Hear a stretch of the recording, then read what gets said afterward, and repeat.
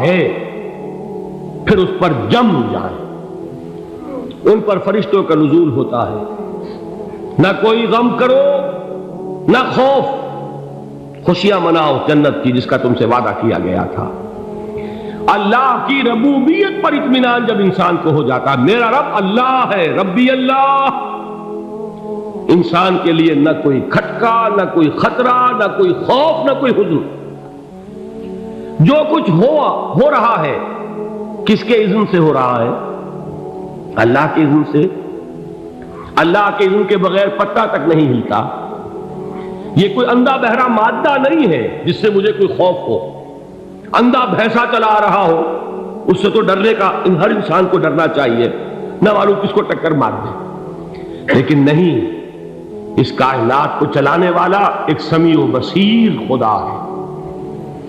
وہ جو میرا دوست ہے، میرا ولی ہے. اللہ ولی الذین آمنوا یخرجہم من الظلمات الی النور. اللہ اہل ایمان کا ولی ہے، ساتھی ہے، پشت پناہ ہے، مددگار ہے، حمایتی ہے. بتائیے جسے یقین ہو جائے کہ اللہ میرا مددگار، اللہ میرا محافظ، اللہ میرا پشت پناہ، اللہ میرا حمایتی، اس کے لیے کوئی خوف ہوگا؟ اس سے کوئی ڈر ہوگا؟ میں مثال دیا کرتا ہوں ایک بہت سادہ، پنجاب کے دیہات کی. تو بڑا چودھری ہے اور کوئی غریب کسان ہے. اس غریب کسان کے جانوروں کو ہر وقت اندیشہ ہوگا چوری کا. کوئی میری بھینس کھول کر نہ لے جائے، کوئی میرا بیل کھول کر نہ لے جائے. لیکن جس کے بارے میں یہ سب کو معلوم ہو کہ وہ جو بڑا چودھری ہے وہ اس کا دوست ہے، اس کی بچیا کو کوئی خوف ہوگا؟ اس کی بھینس پر کوئی ہاتھ ڈالے گا؟ اسے کوئی اندیشہ ہوگا؟ نہیں. کیوں؟ کہ وہ بڑا چودھری، بڑا اس کا یہاں کا سردار، جاگیردار، سب کو معلوم ہے وہ میرا دوست ہے، کوئی میرے خلاف اقدام نہیں کر سکتا. اس دنیا میں یہ چھوٹی سی بات اگر آپ کے دلی اطمینان اور سکون کا باعث بن سکتی ہے تو ذرا تصور کیجئے. میں لفظ تصور استعمال کروں گا صرف اس لیے کہ اس کا ہم جس کو کہتے ہیں ادراک اور شعور کر نہیں سکتے، اگر کے ساتھ کر سکتے. اگر یقین ہو کہ اللہ میرا مددگار اور یقین ہو کہ اللہ ہر آن میرے ساتھ ہے، پھر کوئی خوف؟ کس کا خوف؟ کوئی شے اللہ سے بالا تر ہے؟ کوئی قوت اس سے زیادہ طاقتور ہے؟ کوئی اس کے ارادے کو بدلنے والا ہے؟ کوئی اس کی مشیت کے آڑے آنے والا ہے؟ یہی بات ہے جو حضور نے فرمائی. یہ ایمان کا حاصل ہے لب لباب کہ دیکھو اچھی طرح اس بات کو ذہن نشین کر لو.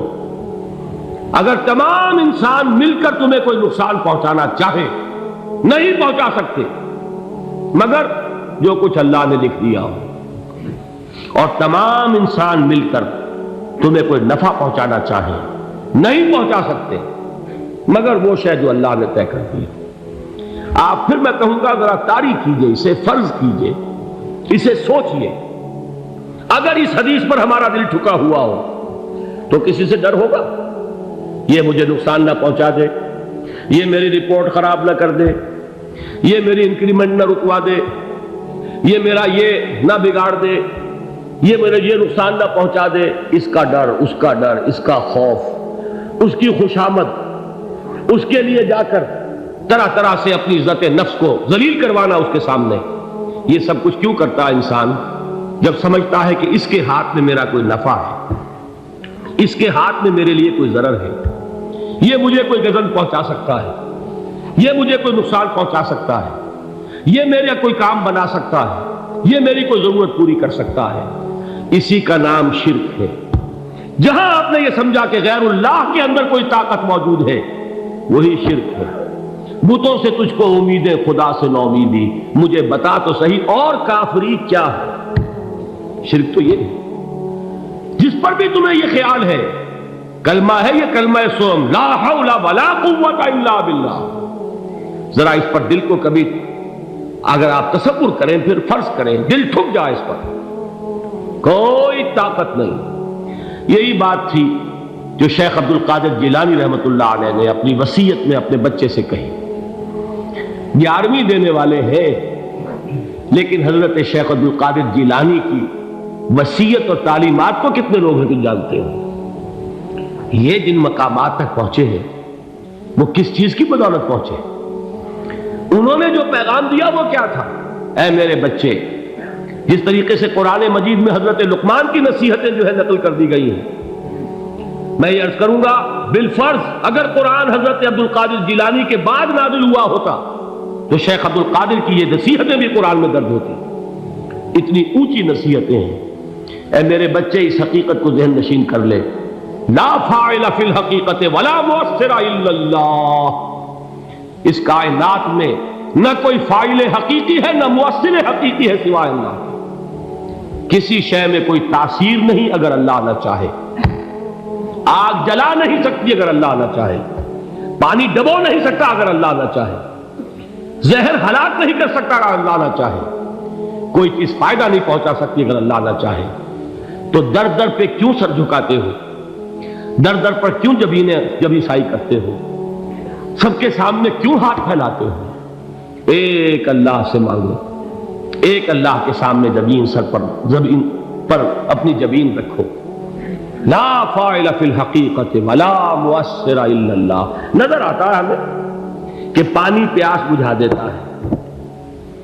پیاس بجھانے کی صلاحیت پانی میں نہیں ہے، اللہ کے اذن سے.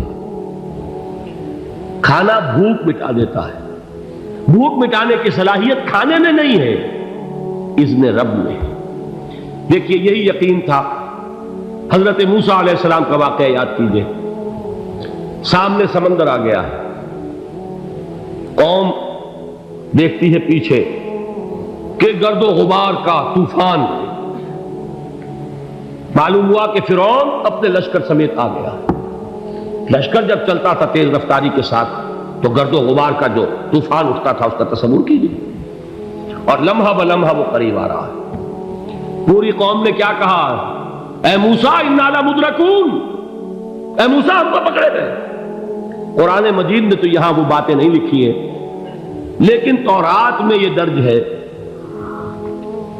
کہ بنی اسرائیل جھگڑنے لگے، دست و گریبان ہو گئے موسیٰ کے ساتھ. موسیٰ نے یہاں مروایا لا کر، اس سے تو ہم ہی بہتر تھے. وہاں کھانے کو ملتا تھا، زندگی تو تھی، بیگار ہم کر رہے تھے، موت تو نہیں تھی. اب جو کچھ ہوگا اس کا تصور کرو، جس طریقے سے ہمارے ٹکڑے اڑائے جائیں گے. تو لڑ رہے ہیں حضرت موسیٰ علیہ السلام سے. یہ تورات کی تفصیل ہے. قرآن میں صرف اتنا آیا ہے، پریشان ہو کر انہوں نے کہا انا لمدرکون، موسیٰ ہم تو پکڑے گئے. اس وقت موسیٰ کا جواب کیا ہے؟ کلا ان معی ربی سیہدین. نہیں، میرے ساتھ میرا رب ہے، وہ راستہ دے گا. بتائیے کہاں راستہ نظر آ رہا ہے؟ یہ ہے ایمان بالغیب. راستہ نظر نہ آئے تب اللہ پر یقین ایمان ہے. جیب میں پیسے ہوں اور تب دل کو اطمینان ہے تو ایمان کس پر ہوا؟ پیسے پر، اللہ پر نہیں. جب وسائل و ذرائع نہ ہو اور پھر یقین ہو کہ اللہ مسبب الاسباب ہے، وہ اسباب کا پابند نہیں ہے، وہ اسباب کا محتاج نہیں ہے، اسباب اس کے محتاج ہے. اگر یہ یقین ہے تو اللہ پر ایمان ہے. یہ نہیں ہے تو تمہارا ایمان اسباب پر ہے، وسائل پر ہے، ذرائع پر ہے، مادیات پر ہے، اللہ پر نہیں. اس وقت کہاں راستہ تھا؟ کوئی راستہ تھا؟ سمندر ہے اور ادھر سے لشکر آ گیا ہے. کلا ان معی ربی سیہدین. اب دیکھیے ایمان کہہ دینا آسان ہے، ہوا معکم اینما کنتم، جہاں کہیں بھی تم ہوتے ہو اللہ تمہارے ساتھ ہوتا ہے. لیکن اس کا یقین قائم ہو جائے تو زمین و آسمان کا فرق واقع ہو جائے. یہی بات ہوئی حضور کے ساتھ. غار ہے، چھپے ہوئے ہیں محمد رسول اللہ اور آپ کے وہ یار غار ابو بکر صدیق رضی اللہ تعالی عنہ. اقبال نے حضرت ابو بکر کی شان میں چند اشعار کہے صرف، لیکن واقعہ یہ ہے کہ بھاری بھاری نظموں پر اور قصیدوں پر بھاری ہے. طویل ترین نظمیں اور قصیدے ہوں ان پر بھاری ہے. ہمتیں ابو بکر کی ہمت جو ہے کشت ملت را چو ابر، جیسے بارش سے کھیتی اپجتی ہے، ابو بکر کی ہمت اور عزیمت اس امت کو اسی طرح سینچنے والی ہے۔ ثانیے اسلام و غار و بدر و قبر، وہ دوسرے تھے اسلام میں، دوسرے پہلے کون تھے؟ انا اول المومنین، حضور فرماتے ہیں سب سے پہلا ایمان لانے والا میں، دوسرے ابو بکر۔ ویسے ہمارے ہاں یہ چلتا ہے اختلاف، حضرت علی پہلے ہیں کہ حضرت ابو بکر پہلے ہیں، لیکن اس میں بڑی خوبصورت تطبیق قائم کی ہے علماء نے، اور بہت صحیح ہے۔ چار کے بارے میں فیصلہ ہی مت کرو کہ کون پہلے، ان کی ایک عجیب تقسیم کر دی ہے۔ آزاد مردوں میں، بالغ مردوں میں سب سے پہلے ابو بکر، بچوں میں سب سے پہلے علی، خواتین میں سب سے پہلے خدیجہ، اور غلاموں میں سب سے پہلے زید بن حارثہ۔ بڑی پیاری تقسیم ہے، یہ چاروں ہی پہلے ہیں، ہر ایک کے لیے اولیت ہے۔ اور واقعہ یہ ہے کہ اگر زمانی اعتبار سے تعین ہوگا تو پہلے خدیجۃ الکبریٰ آئیں گی رضی اللہ تعالی عنہ، کسی اور سے بات کرنے کی نوبت بعد میں آ سکتی ہے، پہلے تو اہلیہ محترمہ سے بات ہوئی، آتے ہی پہلی وحی ہوئی ہے، ابھی تبلیغ کا حکم نہیں تھا۔ کس کو بتایا واقعہ؟ ابھی اپنی نبوت کی تبلیغ کا تو حکم ہی نہیں آیا، واقعہ کس کا ہے؟ وہ خدیجہ کا ہے۔ جب کہا ہے کہ خشیت علی نفسی، مجھے اپنی جان کا اندیشہ ہے، تو کیا جواب دیا خدیجہ نے رضی اللہ تعالی عنہا؟ وہ صدیقۃ الکبریٰ ہے، صدیقات جو ہے خواتین ان میں چوٹی پر خدیجۃ الکبریٰ ہے رضی اللہ تعالی عنہا، اور صدیق جو مرد ہیں ان میں صدیق اکبر ہے ابو بکر صدیق رضی اللہ تعالی عنہ، لیکن صدیقات میں چوٹی پر۔ جب حضور نے فرمایا خشیت علی نفسی، کیا فرمایا، کیا عرض کیا، کیسے تسلی دی؟ نہیں نہیں، اللہ آپ کو ضائع نہیں کرے گا، آپ غریبوں کے ہمدرد ہیں، آپ مساکین کے تکالیف رفع کرنے والے ہیں، آپ بیواؤں کی سرپرستی کرتے ہیں، آپ مسافروں کی خدمت کرتے ہیں، اللہ آپ کو ضائع نہیں کرے گا۔ یہ یقین ہے اس خاتون کے اندر۔ خیر وہ ایک علیحدہ بات ہو جائے گی۔ میرے دل پر حضرت خدیجہ رضی اللہ تعالیٰ عنہ کی شخصیت کا بڑا گہرا نقش ہے، جو وہ کوئی اور ہی وقت اور موقع ہوا تو بیان ہوگا۔ بہرحال اقبال نے ایک مصرے میں جو چار اولیتیں جمع کر دی ہیں، ہمت او کشت امت را چو ابر، ثانی اسلام و غار و بدر و قبر۔ اسلام میں حضور کے بعد پہلے کون؟